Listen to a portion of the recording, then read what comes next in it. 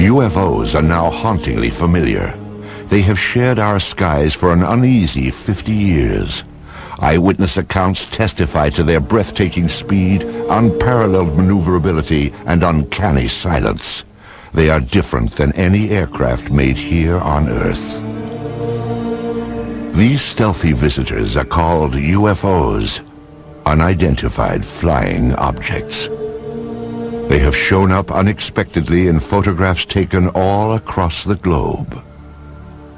Yet if we turn back the pages of history, there are intriguing hints that UFOs have been with us all along. Perhaps even as far back as 12,000 years ago, when our ancestors found shelter in the darkness of caves. The walls of these primitive dwellings were often painted with figures of hunters and the animals they hoped to snare. Recently, other images have come to light. These tracings were made from caves in France and Spain, and they show pictures not ordinarily associated with hunting. Their shapes are very peculiar because they do oftentimes look like UFOs and saucers. And I'm not saying that they are UFOs or that they do represent craft of any type, only that they have a similarity to what we now perceive as maybe craft from another planet as UFOs. And one wonders where the cave people were getting the impetus for putting these on their walls. Obviously, putting paintings on cave walls was a laborious process, and you would only put down the most important things of your daily life. And here these objects appear not once, not twice, but fairly numerous times on the cave walls. The advance of civilization brought us out of caves and into cities. Some 4,000 years ago, scribes recorded what sounds like the sighting of UFOs during the reign of a pharaoh named Thutmose III. In the year 22 of the third month of the winter, a circle of fire appeared in the sky. After some days it became more numerous and shone with the brightness of the sun, extending to the very limits of the heavens. Royal Records of Thutmose III, 1480 BC. A millennium later, young Alexander the Great conquered his way across the known world. In 332 BC, he laid siege to the Phoenician city of Tyre, and accounts from both sides report that shield-shaped silver objects appeared in the sky. One supposedly sent down a beam of light that destroyed the city walls. Even the Bible itself contains passages that some say refer to alien spacecraft. I looked, and behold, a stormy wind came from the north, a great cloud with fire flashing through it, and a radiance round about it, while out of the midst of it gleamed something with a luster like that of shining metal. Ezekiel, verse 1. There are a number of reports from the past, and I believe that some of them are quite legitimate. But one of the things is you can't interview witnesses, of course. You can't get independent witnesses. You can't ask, well, what angle was it above the horizon? The problem we have with them is we have to take them totally at face value. It's always important in looking at these to remember that there are a lot of strange astronomical phenomena that only occur once in a while, like a star going supernova and suddenly appearing in the sky, or a comet which appeared unexpectedly. And so you always have to look at these from the point of view of astronomy. There could be some atmospheric phenomenon or an astronomical phenomenon that they were depicting as something supernatural. As the scientific awareness of the population grew, superstition was replaced by knowledge of what was actually going on in the heavens. However, when an object would fly across the sky and stop, or hover, or seemingly descend to the ground, or maybe exhibit many different color changes or change shape or what have you, then even those people knew that they were looking at something out of the ordinary. The residents of Nuremberg, Germany, had just such an experience on April 4th, 1561. On that day, the skies above the city filled with a chaotic array of tube-shaped objects and balls of light. Eyewitnesses called it a frightful spectacle. Chronicles of the time also report extraordinary displays over Basel, Switzerland during the summer of 1566. These events were depicted in primitive woodcuts made by eyewitnesses. However, it was the talented master artists that have left us the most fascinating images. In 1998, an Italian writer named Daniela Giordano earned an award for her landmark study of the enigmatic flying objects depicted by Renaissance artists. She discovered that not only did the artist have these objects in the picture, but he also had people looking at these objects and shielding their eyes as though the people were actually noting with amazement that something unusual was in the sky. It's unknown why the object's there, but it does appear and it looks like a UFO. This apparently traditional religious work is known as the Madonna and Saint Giovanni. Here too, a witness to the flying object is placed unobtrusively, yet unmistakably, in the background. And it's very obvious that this person's attention is directed to the flying object. And the artist obviously wanted viewers of the painting to see that not only is there the Madonna in the painting, but that there's also an object in the background. Curious airborne craft show up in other media as well. These tapestries from the 1500s depict the life of the Virgin Mary. Lurking in the background is the familiar shape of a 1950s-style UFO.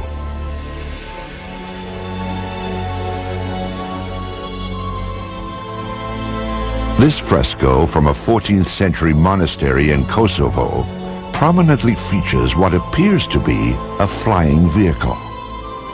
On this French coin, minted in 1680, a ray of light beams down from a colossal wheel-shaped object.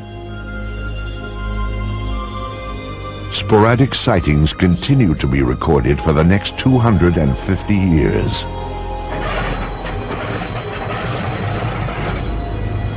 In the 1940s, World War II pilots joined the long list of UFO eyewitnesses. Some of these pilots would later come forward to tell their stories as interest in UFOs increased after the war. Pilots on all sides of the conflict, the Axis and the Allied pilots, reported strange objects, sometimes flying off the wingtips of their airplanes, and seemingly exhibit intelligent maneuvering. If you tried to fly the airplane toward it, the object would fly along with you and just keeping off the wing, or dive down or fly above. You couldn't catch up with it. I talked to a pilot of a B-24 bomber during World War II, and he said one circled around their airplane. Round, smooth, sleek. They all expected to die instantly because this must be a new German secret weapon that was going to shoot them down. We sure don't have anything that looks like that and flies like that. I have one account where they actually fired at them. They seemingly went through it. They didn't damage the object at all. Allied pilots thought they were secret weapons of the Germans. Germans thought they were secret weapons of the Allies, England and America, and they were even seen in the Pacific theater. However, after the war, it became clear that neither the Allies nor the Axis had produced these super aircraft. Someone else had. And they did exhibit maneuvering that, again, was much like the types of objects that were seen immediately after the war ended and called flying saucers at that time. Many believe that in July of 1947, near the top-secret airbase at Roswell, New Mexico, the United States military finally got a close-up look at these mysterious spacecraft. The Army Air Forces has announced that a flying disc has been found and is now in the possession of the Army.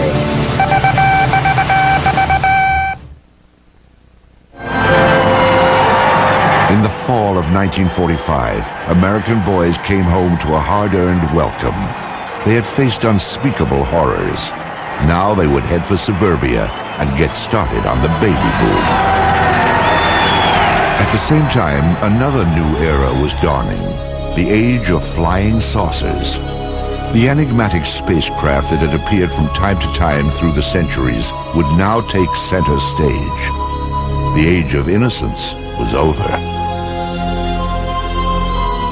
The wave of modern UFO sightings began simply, with no photos, no radar returns, and no physical evidence. Just a story told by one man at the right time in history. Kenneth Arnold was a 32-year-old successful businessman on the summer day that his sighting took place. He sold firefighting equipment and flew his own light plane. On Tuesday, June 24th, 1947, Arnold was flying toward Mount Rainier above the Cascade Mountains of Washington State. The air was smooth and clear as he reached 9,200 feet and noticed a bright flash.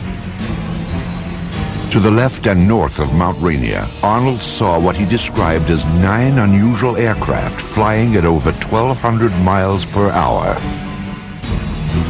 As they passed the mountain, the objects were outlined against the snow.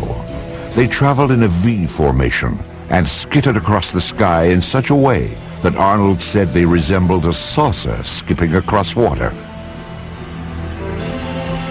Arnold first told his story upon landing at the Yakima, Washington airport.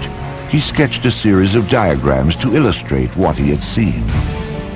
What he drew was shaped like a crescent, 50 feet long and only 3 feet thick. It had a rounded point in the rear. When seen edge on, he reported, it looked like a black line. It wasn't long before the story of Arnold's sighting startled the world. The newspapers quickly coined a name for Arnold's skipping discs. The name was flying saucers. Kenneth Arnold was soon to enjoy a celebrity status. The author of a book and the subject of magazine cover stories, he was looked upon as a combination of space-age visionary and screwball eccentric. The press would anoint him the man who started it all. In the days and weeks after Arnold's landmark flight, flying saucers became big news. Sightings were reported across the country. Indeed, at that time, more people knew about flying saucers than about the Marshall Plan for the post-war reconstruction of Europe. But one incident above all established flying saucers in the public mind. Roswell, New Mexico lies deep in the empty expanse of the American Southwest. Today, its very name conjures up memories of a supposed UFO crash and government cover-up. It is remembered as the Roswell incident. In the summer of 1947, the Army airfield in Roswell was home to the elite 509th Bomb Group. During World War II, the B-29s that carried atom bombs to Hiroshima and Nagasaki had originated here. And so would an event that gave substance to the belief in flying saucers. Headline edition, July 8, 1947. The Army Air Forces has announced that a flying disc has been found and is now in the possession of the Army. Army officers say the missile, found sometime last week, has been inspected at Roswell, New Mexico, and sent to Wright Field, Ohio, for further inspection. Walter Hott was Public Information Officer of the 509th Bomb Group. He was the official instructed to dispatch press releases to the radio station and newspapers in Roswell. The story fed the imagination of the country, but has been the source of controversy ever since. The press release that I received stated that we had in our possession parts of a crashed flying disc. The material was found on a ranch north of Roswell. Then the story abruptly changed. General Roger Ramey took command of the Roswell situation and issued a new statement. It wasn't a flying disc after all. To me, I think it was one of the slickest cover-ups by admitting that we had the material, and then a higher authority says, no, you don't. Flying saucer or weather balloon? Both Air Force stories couldn't be true. One fact was undisputed. Something had crashed at Roswell. A rancher named Mac Brazel discovered the metallic debris in this isolated rangeland outside of town. The wreckage was strewn over more than half a mile, and Brazel alerted the base, assuming a military plane had crashed. Jesse Marcel Jr. recalls that his father, the intelligence officer at the Roswell Army Airfield, had been dispatched to the debris site to determine what had crashed there. The night that my dad came home, he was very excited.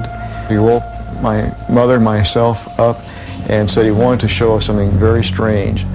And as I recall, he said this was parts of a flying saucer. I was 11, almost 12 at the time, and I had seen pieces of an airplane and weather balloons and things like that, but this was not like anything that I'd ever seen before. And the most intriguing portion of the debris that I recall seeing was what appeared to be I-beams. When I looked at this with the light reflecting on it, I noticed what appeared to be some symbols or writing along the inner surface of this I-beam. And the implication was this was something that came from some other planetary system. Author Kevin Randall researched the Roswell incident and learned more about the debris Major Marcel had collected. You have something called metal foil, been described by various people as like tin foil or lead foil. You wad it up into a ball, you drop it on the table, it unfolds itself and there's no sign of a crease. Randall interviewed some people who say they actually handled the mysterious wreckage back in 1947. It was all wadded up when he dropped it, and when he dropped it on the table and it hit the table, it spread out just like it was water. And so they all started holding it and playing with it, and they were trying to cut it with their knives, and they tried to burn it with their lighters, and they couldn't do any damage to it at all. There were also rumors of a second crash site with even more stunning discoveries. Frankie Rowe's father said that the fire department was called to the scene. There he had observed nothing less than actual extraterrestrial beings. They'd gotten a call on what they thought was a plane crash about 30 miles north of Roswell. And when they got out there, it was not an airplane. He said it was a flying saucer that had crashed. And there were little, what he called little people. And he said one of them was still alive. That there were two that were covered up laying on the ground. And he said they had been covered up, it looked like with body bags. And the one that was walking around there didn't appear to be hurt. Through his research, Kevin Randall has established what he believes happened next. According to a number of the eyewitnesses, the craft and the bodies were taken to Hangar 84 at the Roswell Army Airfield, where they were held for a period of time before the various flights were initiated and sent out of Roswell. Randall believes that crates containing the alien bodies and flying saucer wreckage were shipped out of the heavily guarded Hangar 84, never to be seen again. When the Air Force produced one meager weather balloon at the Roswell crash debris, many concluded it was part of a cover-up. In the 50s, there was the belief that the U.S. Air Force had proof of some sort that these were alien spaceships and was covering it up to prevent panic. There obviously was a cover-up of this accident, because years later my dad said he was actually part of the cover-up because he went along with the weather balloon story. Indeed, according to Marcel, his father revealed that he had been ordered to pose with wreckage from a weather balloon. My dad explained to my mother that this was a non-event. Don't even discuss it with your friends. Don't talk about it. I was a true Air Force brat, believed in following the orders, you know. He didn't want me to talk about it, so we did not talk about it. These people were visited by military authorities They were told to keep quiet. Frankie Rowe recalls such a visit from a man in a uniform. He started getting louder, and he kept saying, "Don't you understand? You did not see anything." And he had a nightstick type of thing with him that was kind of hanging on his belt. And he took that out, and he got very loud, and he started talking, and every time he would make a point, he would hit his hand with the nightstick.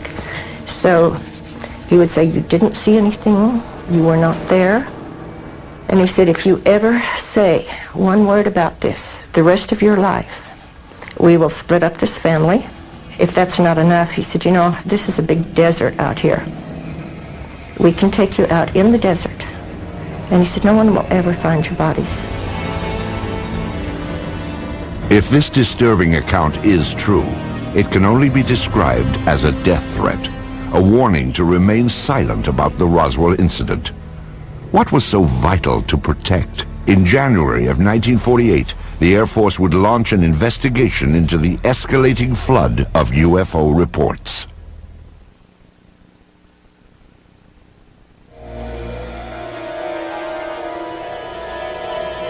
Something crashed at Roswell, New Mexico.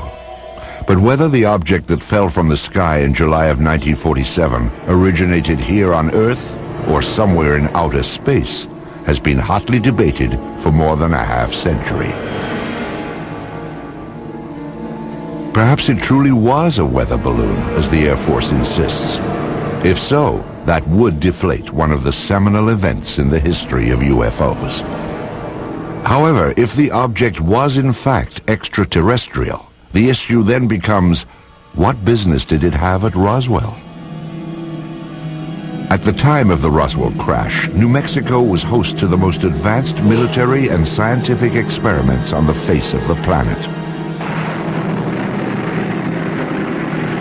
In fact, the Roswell area was the only place in the world where testing of cutting-edge radar, rockets, and nuclear weapons could all be found. Perhaps these lurking UFOs had become a threat to national security. The Air Force quietly began investigating the rash of post-war sightings in January of 1948. This inquiry was codenamed Project Sign, and by October, it would reach a truly stunning conclusion. Project Sign wrote a final report called The Estimate of the Situation, which concluded that UFOs were interplanetary vehicles. You can imagine that this didn't go over well at the Pentagon. The government could not have the idea of UFOs as interplanetary spacecraft coming out when they've been trying to cover up the Roswell crash. It went all the way to the Chief of Staff of the Air Force, who said, "I don't find this document particularly persuasive." He batted it back down and fired practically everybody in Project Sign. The people who were left at Project Sign could read the handwriting on the wall. If you said they were extraterrestrial, you lost your job. Your career was over. After the purge, the inquiry was revamped as Project Grudge, a name that may have suggested a certain skepticism. An Air Force insider actually characterized Project Grudge as the dark ages of UFO investigation. In August of 1951, this V-shaped pattern of objects appeared over Texas and became known as the Lubbock Lights. Grudge said it was a flock of birds reflecting the glow of the city. This film was submitted from Great Falls, Montana in 1950. It depicts bright white dots moving behind the smokestacks of a grain mill. The photographer described the objects as shiny, bright, and metallic, like polished silver. Project Grudge concluded that they were F-94 Air Force interceptors landing nearby. After 3 years of debunking UFO reports, Grudge was reorganized into the supposedly more objective Project Blue Book. Blue Book became the focus for public attention and press attention.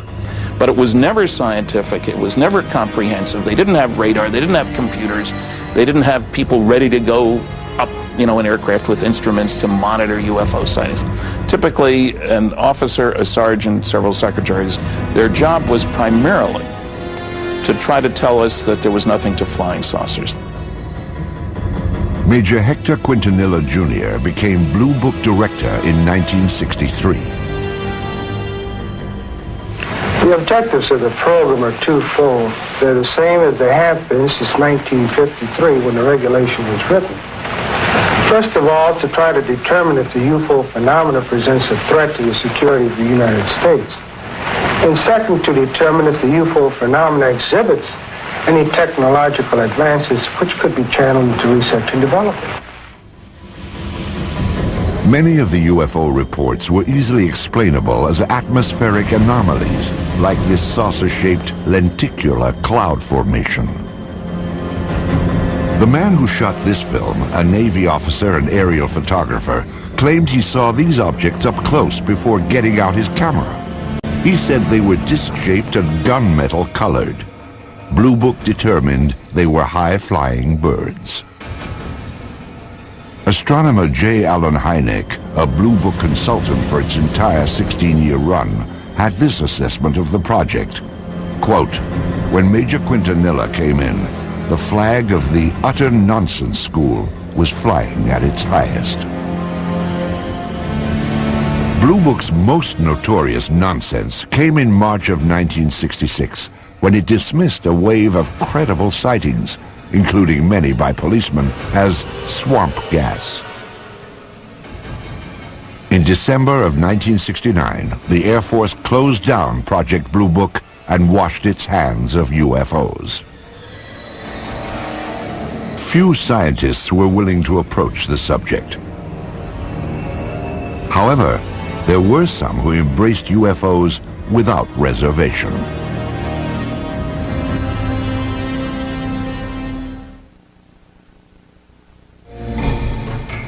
During the 1950s, the Air Force stood by its finding in the Roswell case. The crash was nothing more than a weather balloon. But newsreels show a public that continue to watch the skies, hoping to glimpse a spacecraft. Suddenly, people from coast to coast began seeing UFOs. What followed was a popular movement that embraced flying saucers and the spacemen who flew them. Ready or not, the flying saucers were coming. Within a matter of several days, I will myself make what might be called a flying saucer, although I don't choose to call it that because it may not respond to our controls. To the vast majority of the people in the late 40s and 1950s, flying saucers were a terrific novelty. And there was a great deal of popular fascination. There were cheesy science fiction films based on the idea that Martians were invading the Earth in flying saucers. Popular magazines printed on pulp paper would hit the newsstands in time to cash in on the trend and expand it to legendary proportions. The man behind those flying saucer legends was publisher Raymond Palmer.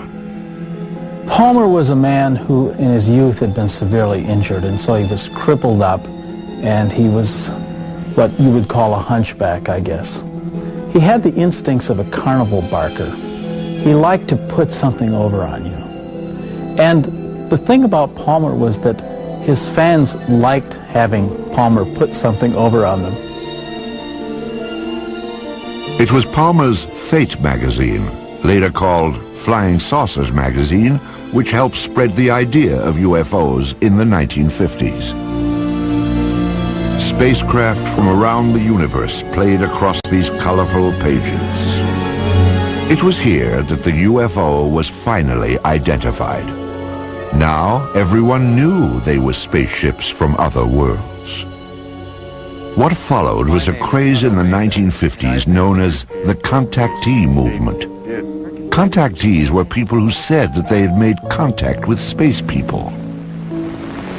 I was aboard a flying saucer in the Nevada desert on 11 different occasions. I was taken into this monstrous saucer by one of the men and confronted with a lady captain.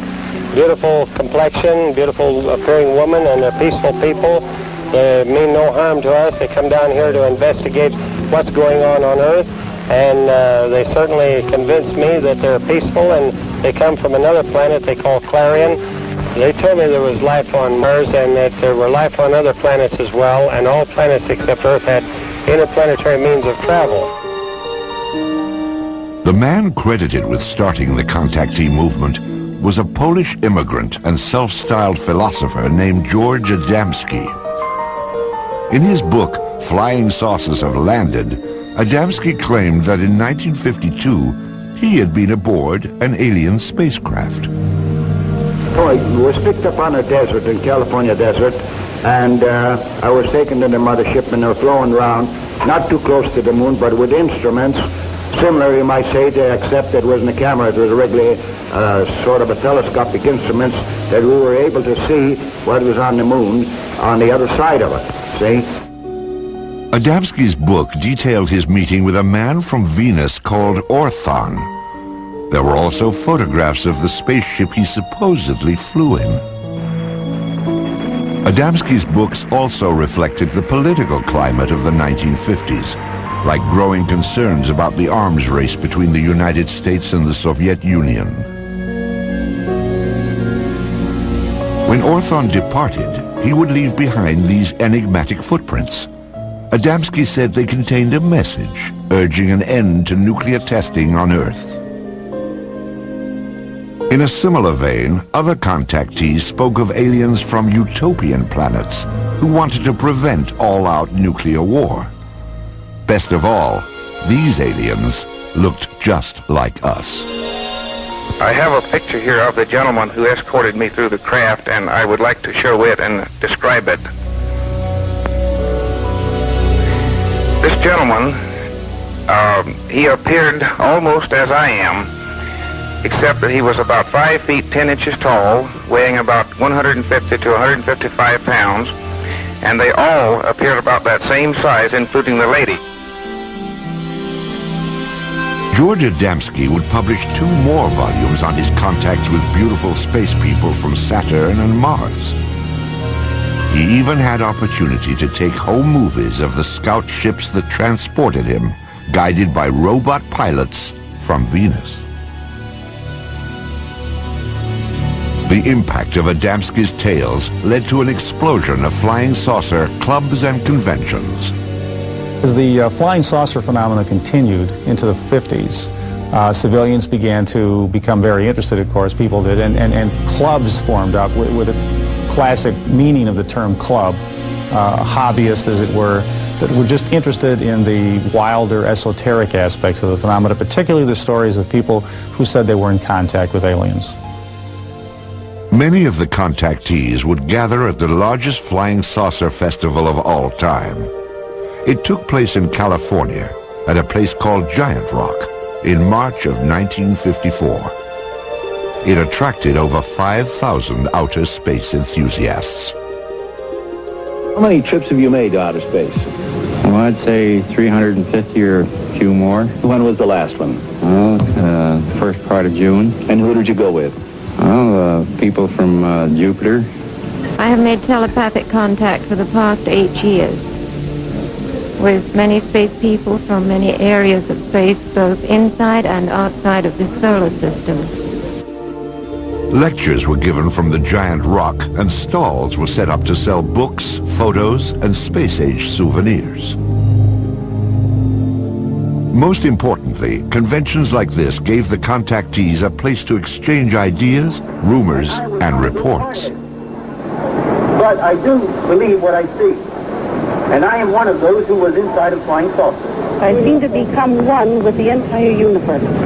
Everything in the universe seemed to be contracted down to one small dot. What were their clothes like? The woman had a radiant red box-pleated skirt and a black velvet-appearing blouse and a black and red tam or beret, and the men had clothes very similar to our Greyhound bus drivers. Contactees also described the alien spacecraft they had seen in astonishing detail. On July the 12th, I took a trip in a flying saucer, which I am pointing right here. The saucer was well equipped with rooms, bedrooms, bathroom, toilets, and this saucer, I went up into Mars, over the moon, Venus, Clarion, and Orion. When I say Orion, I do not mean Orion. It is a planet outside of our galaxy. Also popular among contactees was a belief that startling evidence was about to be revealed. We are going to see more and more of these visitors from space, and that before too long, the evidence will be incontrovertible, that you will have on your TV screens and on your movie screens concrete evidence that the ships are here and that they are real and they're not fantastic things which have been cooked up to make a movie. The contactee wave of the 1950s was a light-hearted sideshow to the UFO phenomenon. However, during this same period, photographs began to surface that suggested UFOs were no joke and had to be taken seriously.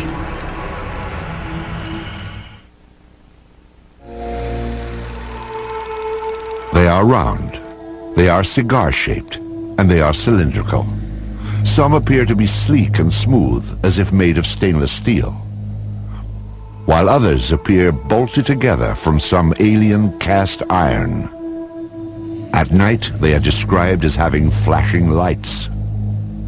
They appear without warning, streak across the sky, and disappear. Many UFO films and photographs have been identified as natural phenomenon or hoaxes.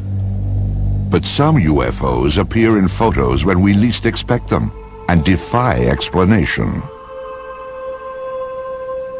UFO photo cases are tantalizing because they're some type of what you might think of as objective proof. The UFO phenomenon is ephemeral, and normally all we have are reports of witnesses on a piece of paper on a tape recorder. But with photos, you think you have something physical. Indeed, photos offer some of the most convincing evidence that extraterrestrial aircraft may be real. This series of photos remains among the most compelling examples of what ufologists call a daylight disk.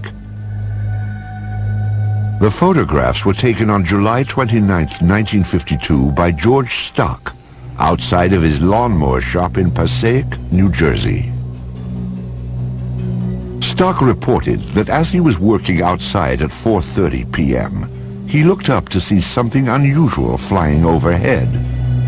Using an inexpensive box reflex camera, he snapped pictures of what he described as a disc-shaped object with a metallic bottom. It hovered momentarily, then accelerated and flew away. All that remains of this astonishing daytime visitation are a few pictures. But are photos reliable evidence for UFOs? Dr. Bruce Maccabee is an optical physicist employed by the United States Navy. His official research involves high-energy space lasers, but his interest also lies in the detailed analysis of UFO photographs. Of particular interest to Dr. Maccabee are photos which show no evidence of a hoax or misidentification and cannot be otherwise explained. One such case began at a farm in rural Oregon in 1950. These are two photos taken by a farmer and his wife in 1950 in McMinnville, Oregon. Here's the first photo and here's the second, and we'll get a little bit of a blow-up on these. Using image enhancement equipment, Maccabee brings into focus the startling photographs that were taken in the early evening with a simple camera. You can see that it's an oval object with a little thing on the top, like a little protrusion at the top of it. This is obviously a hoax or the real thing. There's no halfway point. You can see the image clearly enough to see that it's not a bird or plane or Superman. So the next question is, what could it be? And if we go back over here, we can see that there are electrical wires right up above the object. Looking again at the blow-up. And now the question is there any evidence of a suspension underneath the wires? A contrast-enhanced version of the Oregon photo reveals minute scratches that Maccabee must distinguish from a string or line that might have been attached to the object to suspend it for a hoax. No one has found any evidence of a line going up above the object. There is a possibility that this thing might have been thrown and photographed, except that the image is not blurred by motion. Agents of the Air Force and FBI questioned the couple who took this picture, and authorities later confiscated a copy held by the local newspaper. No one has yet explained why. This photograph is another of the more credible UFO pictures ever taken. It was snapped in Brazil by a government survey team in 1958.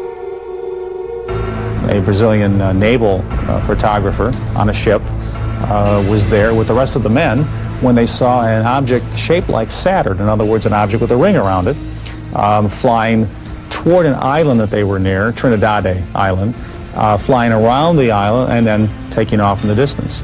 And he snapped 4 or 5 or so or more photos of the object with literally dozens and dozens of witnesses.